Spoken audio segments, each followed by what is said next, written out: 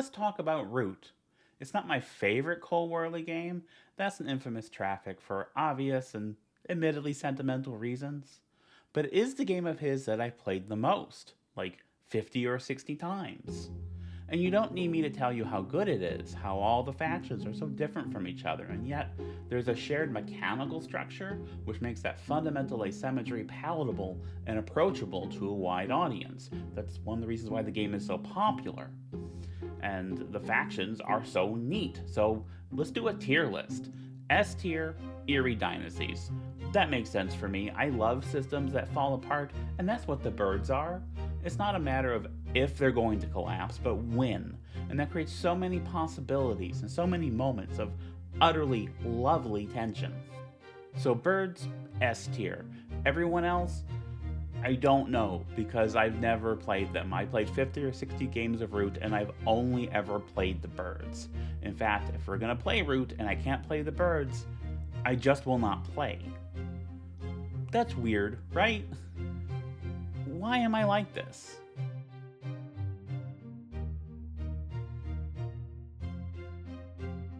Ever since I've been doing these video essays, at the top of my list has been, why do I only play the birds? But it's not really about the birds or Root specifically. It's about why I'd rather do something familiar over again, rather than learn something new. This is a way I differ from my partner Salmon. She is always excited to take on new games and the new experiences they present. If we're just looking at video games on her YouTube channel, just in 2023 she covered by my count over 50 different games. That's before you get to the games she played not for her channel, but just for herself. I don't know if I played that many games in the last 10 years. And this isn't a depth versus breadth question, because it's not like she plays them for a little bit and then gets distracted and moves on. She explores these games in depth over the course of 20, 40, or 60 hour-long episodes. Unless the game is really awful, she will see them all to the end and beyond, exhaust everything a game has to offer. Salmon has tried every faction in Root. She's played every expedition leader in Lost Ruins of Arnak. I've only played one. Every time I'm the lady with the bird. Maybe I just really like birds? Salmon loves a new puzzle to solve, but she also wants to understand the full decision space. And each new faction or character she takes on helps her understand the whole on a fundamental level that I never get close to, because I'm just doing this narrow slice and focusing on that and trying to get better at that. And that's something I really admire about her. She's the one who introduced me to Tekken. Her favorite character is King, the wrestler with the jaguar mask, who has 180 listed moves. That's more than some characters combined. King requires a high level of knowledge and execution. She loves King, but because of those challenges, she isn't good at playing him. She's much better with Dragunov, the Russian Skullomania cosplayer. But she also plays Armor King, another different, sluttier wrestler with a jaguar mask, and she plays Lei, aka We Have Jackie Chan at Home, Claudio, the glowy fist man, Geese Howard. Why is his name Geese? It should be Goose. There's only one of him.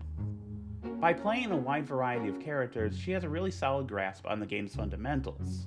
Movement and spacing, pressure and defense. She knows how to deal with certain moves because she's been on both sides of them.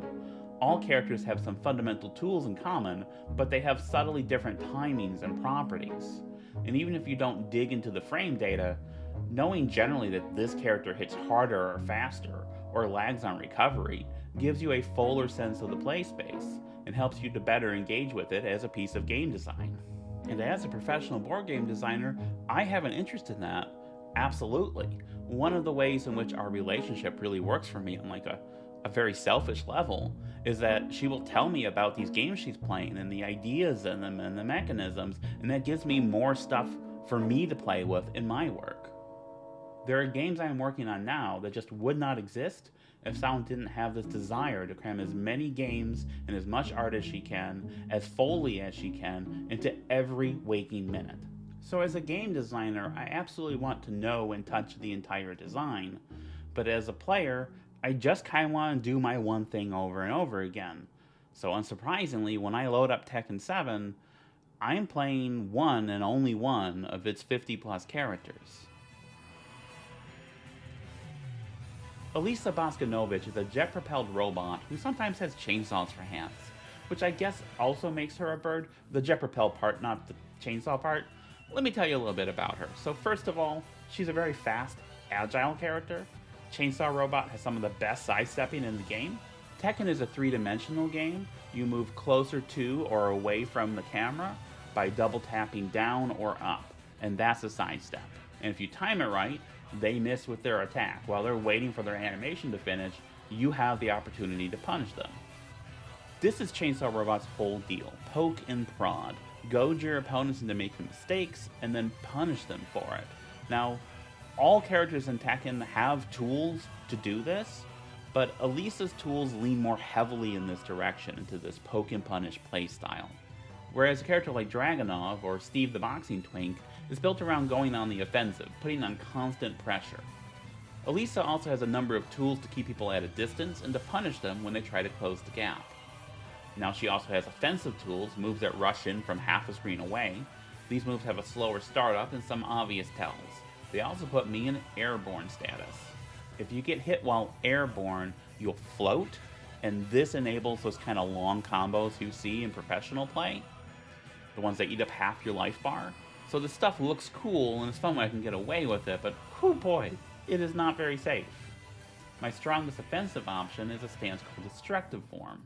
In fighting games, a stance is something you enter which gives you access to certain moves and move properties while denying you access to others.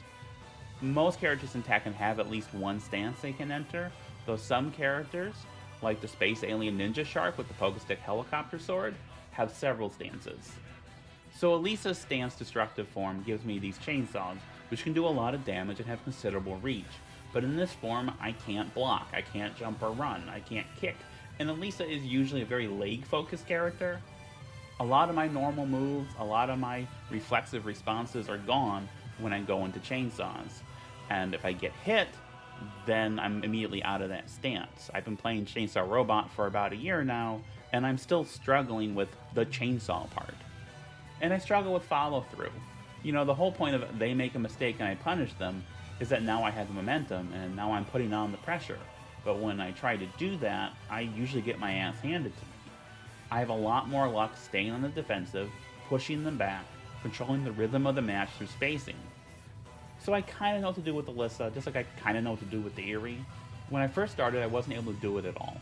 But now I've gotten to the point with this playstyle where I'm kind of annoying to play against. And that's part of the problem. Salmon doesn't enjoy playing against Elisa. It's not because I win a lot, because I don't, and it's not because she doesn't know how to deal with Elisa's nonsense, because she does, and then I have to learn new nonsense, and that's actually making me a better player. That part's neat.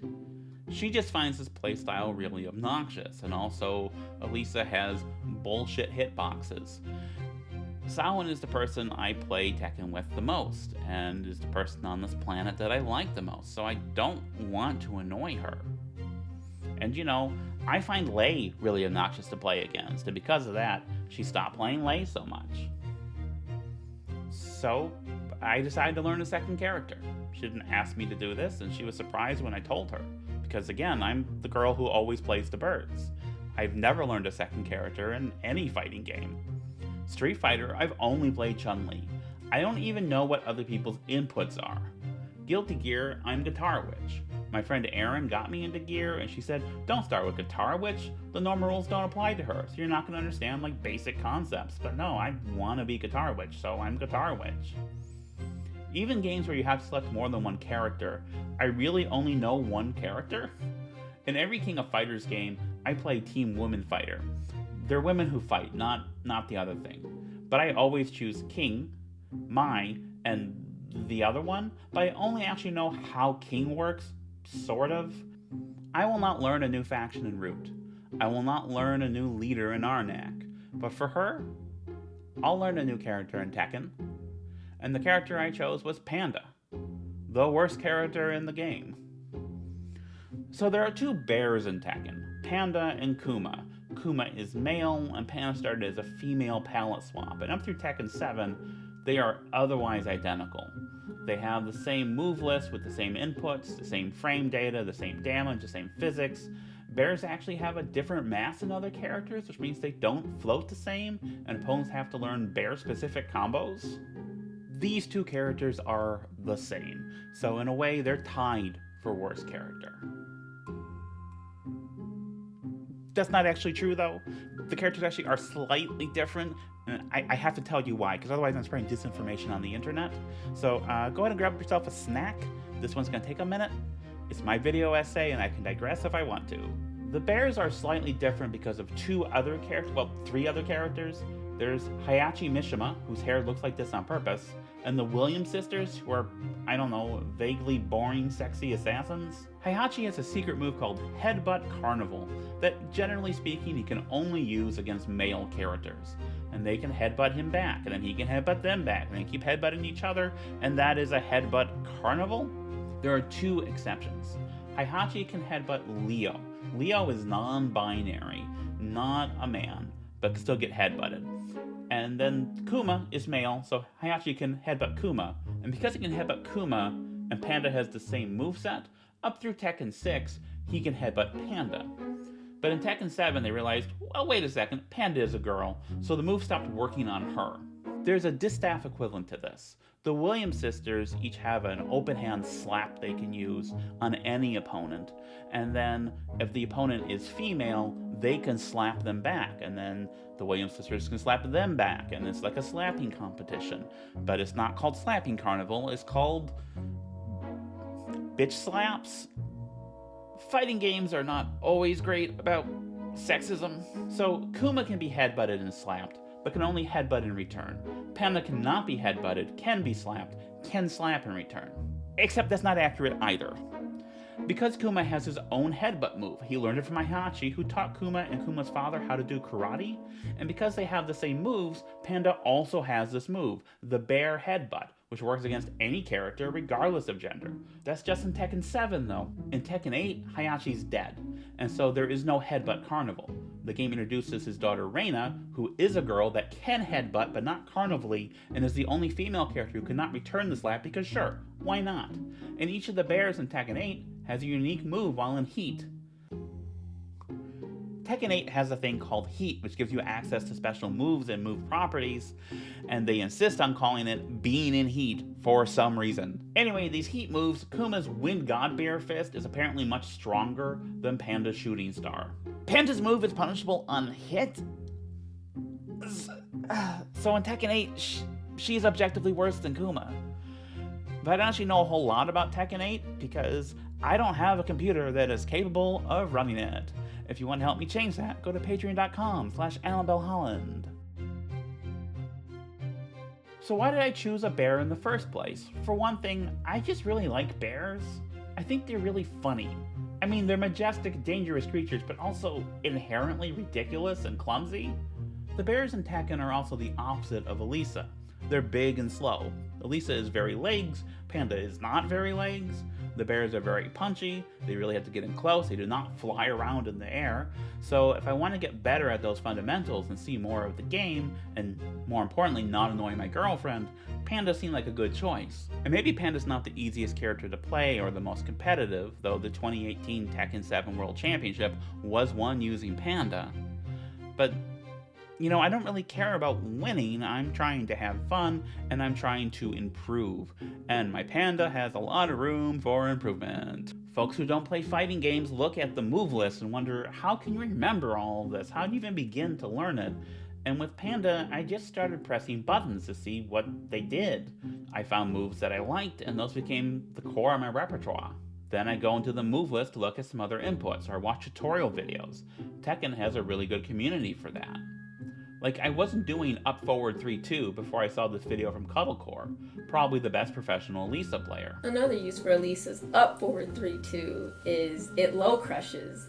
So sometimes when I feel that an opponent is going to throw out a low, especially if the low can do a lot of damage, sometimes you have to keep your opponent in check and show them, hey, I'm aware of this low that you've been placing, and I have something for that. I can crush it. So I will show you all right here. And learning bears, I spent a lot of time watching tutorials from the channel Master of the Salmon. We have the +7 setup, arguably one of the strongest setups the bears have. This technique can be done in just about any bread and butter bear combo after back 2-1, hunting bear stance down 1+2. After landing HBS down 1+2, you can hit HBS down forward 1, and this is where your mix-up happens. If your opponent decides to tech roll, this leaves bears at +7. When bears are this plus, it allows you to force a mix-up. I like to condition opponents that I'll do a low after this setup, and then I'll switch to a mid launcher like a hop kick. Bear command grab's a great option here against opponents that can't break grabs. Now, I don't remember all that, especially in the middle of a match where I have to make decisions in fractions of a second. But as I keep playing, I internalize more of the information, translate it into muscle memory and instinct, and I'm able to hold on to more of it. And gaining competence in a thing is inherently rewarding. Again, I'm not getting good. I never will, and I don't need to be. But I am getting better, and I like getting better at things. Salmon told me once that the reason she plays Slay is because it makes her a better King player, and playing Panda has made me better at playing Elisa. For example, a core tool for me is Panda's back 1, which is a power crush. This is similar to what other fighting games call an armored move. If you get hit while performing it, you're not stunned or interrupted, but get to perform the move. And every character has these, but I never really looked into what Elisa's are because my whole playstyle with Elisa is about evasion, about not getting hit. Panda has to be right up in there though, so I needed a way to deal with this. And I thought, hey, maybe I should learn what Elisa's power crushes are, so I can evolve my playstyle. And it turns out this is a quicker way to get into my chainsaws. My punches are pretty predictable, so I've had to work on varying my highs, mids, and lows.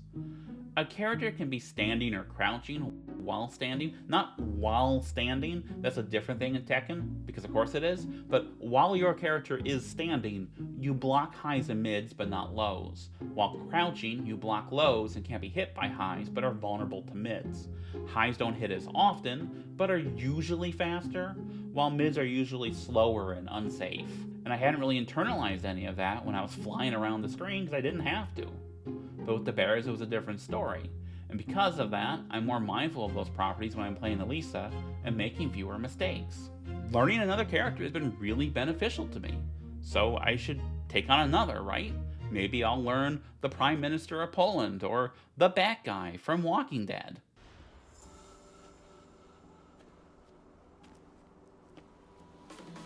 I hope you got your shitting pants on. Taking on more characters will just make me better at Chainsaw Robot, and maybe I should learn other factions en route. Well, here's the thing. Playing Panda makes me a better Elisa player, but playing Elisa makes me a worse Panda player. Because we're making decisions in fractions of a second, and relying on reflexes and muscle memory and stuff we've internalized, I'll get mixed up and I'll use Elisa inputs and strats when I'm playing Panda. And that doesn't work. Like almost every time I've tried to kick someone with Panda's stubby little legs, it's not on purpose, it's because I'm used to kicking with Elisa. Elisa's back 3+4 does this. Panda's does not work like that, it works like this. The bear move is slower, easier to interrupt, has a different range, it's for a different situation, and if I do it at the wrong time, it will cost me the match. The truth is, I've always had a lot of trouble with memory and recall. Even when I was a kid. I wasn't dumb. I was a pretty bright kid, and teachers recognized that. But if you give me a task where I have to remember an answer, I always botch it. There were things I could remember. I used to be able to tell you who the villain was in every issue of the Lee Ditko Spider-Man run. Because I read those stories over and over and over again, and it stuck. I internalized it. I could remember that, but not the stuff that was on the test. So people told me, obviously, I just wasn't applying myself. That I wasn't taking the schoolwork seriously. That I was wasting my potential. As an adult, I've had a lot of trouble remembering basic information about coworkers, friends, family, partners. I've had to make little notes about dietary restrictions or experiences someone had. I've had to set reminders about birthdays and anniversaries because if you can't hold on to this information, people tell you it's because you don't care. Because if you cared, then you would remember. I'm fortunate now that I have people in my life who are understanding. Because I am kind and loving and considerate and thoughtful. But going through my life being told that I'm not these things because I can't remember stuff has been hard. Remembering has nothing to do with it. Memory is not the same thing as love. I don't remember the rules to my own games. When there are questions on BGG, I have to pull out the rulebook and hope I did a good enough job in the past that the answer is in there. A lot of board game designers have a strong math background, and a lot of those concepts, I just can't hold on to them in my head. They slip away like everything else. I know I'm smart, but because I can't remember things, or remember them slowly, or can't hold on to them, I don't always feel like I'm smart. I have a lot of insecurities about my intelligence, and when I'm learning something new, those flare up. Whereas when I do a thing over and over again, it helps me hold on to it. It takes longer for me than other people to build that foundation, to become competent and creative with my play, to get better at it. So part of it is, once I feel competent with a narrow slice of a thing, I don't really relish kind of starting over from scratch or risking mixing up one thing with the other and looking foolish. Which raises the question, am I actually learning, or am I just memorizing the answers? Let's talk about roguelikes. That's like, not light. The one I've been playing for almost 30 years is NetHack. It's a turn-based game where you are exploring a 50-level dungeon which is procedurally generated. I have no idea what this level is going to look like. I don't know where the exit is, whether there are traps or secret passageways, or what monsters I'm going to fight. Compare this to a game with a set level design, where I know all of that eventually. I do it enough times and I'll remember that I should go left instead of right. I know what's waiting for me in the next room and how to deal with it. But am I getting better at the game, or am I just remembering the right sequence of moves? Well, NetHack doesn't let me do that. If I'm going to survive, I need to develop actual skill and apply it to a new situation. One time in NetHack, I was carrying too many things, a status called burdened, and when I tried to go down a staircase to the next level, because I was burdened, I fell down those stairs, and I died. I learned from that. I stopped going downstairs while I was burdened. One time, I prayed too often, and my character's god got annoyed with her and struck her with helplessness, a kind of paralysis. Meanwhile, my pet, you get a pet in NetHack, my cat, got confused and started attacking me, and I died. Rest in peace. Rumdrop, killed by a housecat while helpless. And I learned from that. That's when I became an atheist. I made mistakes, and I learned from them. Like the skeleton says on Salmon's channel, failure is instructive. But isn't that how it also works? Navigate and design level? You make a mistake and you learn from it. Sure, what you learn is more narrow, but you're able to build a foundation and apply that information going forward. In some sequences in the platformer Celeste, you need to learn very specific inputs and timings to overcome specific challenges. There is a right answer to each screen, and you need to solve it. Balazs Urban Gazar, the designer of Locke, said Celeste was one of his favorite puzzle games, and he's not wrong. These are puzzles to solve. Celeste is a game all about failing, learning, and improving. It's about these things both mechanically and textually. It's about doing this specific thing over and over and over again until you get it right. And doing it over and over and over again helps you to understand the tools the game is giving you. It helps you to internalize them, getting you to the point where you can think and be creative rather than just memorizing and responding. When I play NetHack, I am learning from my mistakes, but I don't always feel like I am. I don't always feel like I am improving. It's a game that rewards and requires study, and I've just never had the time or the brain space to dedicate to that. 30 years on, and I still haven't beaten it. But again, for me, winning isn't really the point. The feeling of improvement is. Like, I'm never going to be good at Tekken. In order to get to the point where I'm anything but an amateur, I would need to, reorganize my whole life around it, and no, there are too many girls for me to kiss. I will always be bad at it, but I will get better. And that's probably why I'm always playing the birds. The sense of improvement is more obvious with a narrow slice of a thing. The satisfaction of knowing that narrow thing really well is more immediate. Once or twice a week, I make burgers for dinner. Always the same burgers. Mine is bacon, either blue cheese or goat cheese, depending on what's on sale, homemade garlic aioli. For Salmon, it's bacon with a fried egg on top. And repeating these steps every time, making little improvements, making little mistakes, is a very comfortable, very comforting rhythm. And I'll never be the best at making burgers, but I am getting better. There's lots of things I don't know how to cook, and making burgers all the time isn't going to help me learn those. But I put a burger in front of Salmon, and she has this smile. She makes this noise while she's eating it, which is borderline obscene, and I feel amazing. And when that happens, I don't want to learn how to make anything else. I just want to keep making burgers.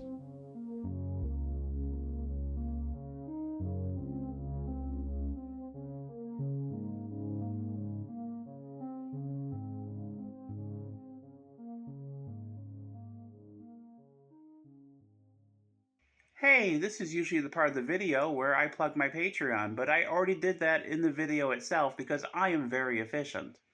I could also use this time to tell you about projects I have in mind, but I also did that in the video. I am very smart. So what I can tell you in this time is that if you support me on Patreon, you can vote on which of those projects I do next, if that's something you'd be interested in, and I can figure out how to do it on the Patreon website.